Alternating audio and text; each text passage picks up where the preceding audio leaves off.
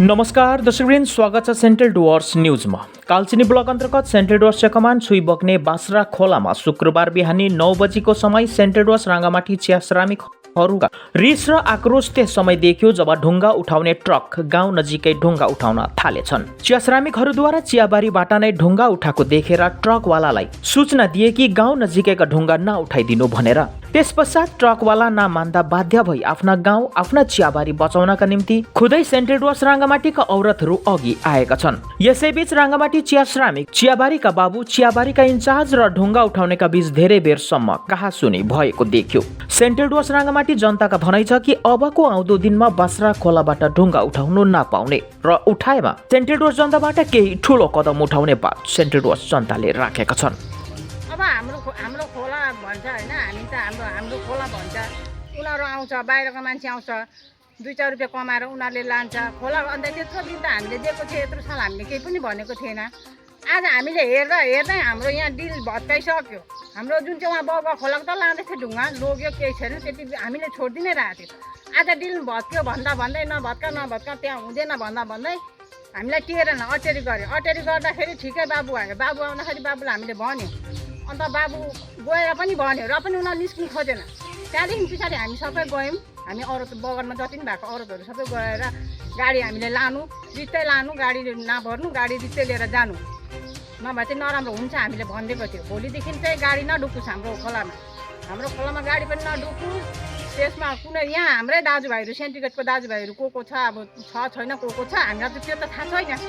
तर ढुक्यो भने गाडी जति ढोक्यो भने गाडी हामी फुटाइदिने हो, मान्छे ड्राइभर पनि कुट्ने हो, सिधै कुरा।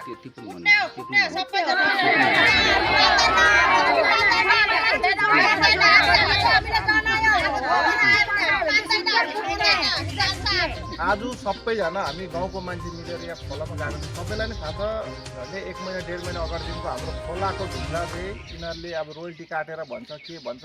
हाम्रो गाउँकै सेन्डिकेटमा रहेछ दाजुभाइहरू, उनीहरू मिलेर खोलाको ढुङ्गा राति जिसिबी लाएर हुन्छ कि दिउँसो गरेर सबै ठुल्ठुलो ढुङ्गा, सानो ढुङ्गा सबै उठाएर हाम्रो गाउँ भत्केर गएर हामी सबैलाई थाहा छ। अहिले चाहिँ हामी गाउँको मान्छे सबैजना मिलेर यिनीहरूलाई अहिले खालि वार्निङ दिएर आएको छ। गाडी साडी सबै छुटाए र भोलिको दिनमा यिनीहरूले फेरि त्यहाँ उठाइछ भने चाहिँ कि गाडी भत्किन्छ कि मान्छे भत्किन्छ, के हुन्छ त्यसको जिम्मेदारी हामी लिँदैन। गाउँको सबैजनाले एकदम हात जोडेर रिक्वेस्ट, कसैले पनि सेन्डिकेटमा हुने नहुने कसै पनि त्यो कुरोमा अगाडि आएर बोल्यो भने चाहिँ उनीहरूलाई पनि राम्रो हुने छैन।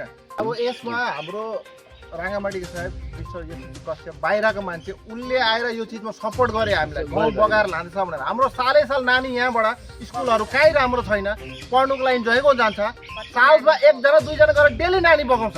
यो कुरो बुझ्छ यिनीहरूले?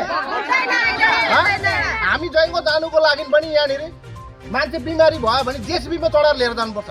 खोला बढेर यस्तो भइरहेछ, बगेर चाहिँ गाउँ बगेरहेछ, त्यो कुरो बुझ्छ यिनीहरूले? भोलि दिनको चाहिँ सबैलाई यो वार्निङ हो।